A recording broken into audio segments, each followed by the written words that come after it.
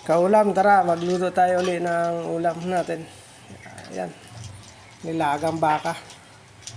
Nilagyan ko na yan ng luya, sibuyas, saka paminta. Palambutin na natin.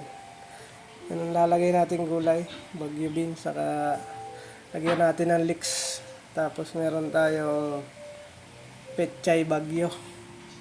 Lalagay natin yan mamaya pag lumambot na yung karne natin. Ito, lagay na natin yung leeks para yung niya hindi masyadong maanggo yung baka. Tapos yan, lagyan natin ng bagyo beans. Tapos ito, lagyan natin din pechay bagyo. Sarap yan. Nilagang baka naman. Yan, lagyan natin ng gulay.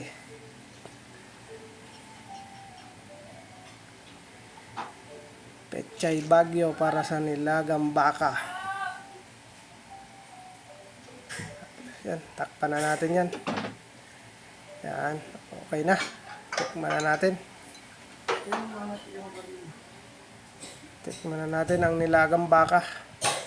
Meron tayong sausawa na patis with kalamansi na may sili.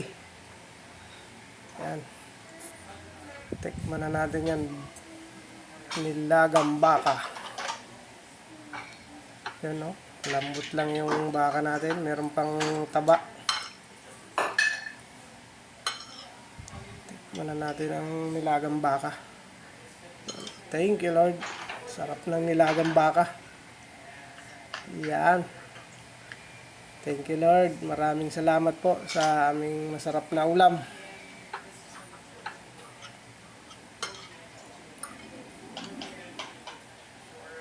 Thank you, Lord.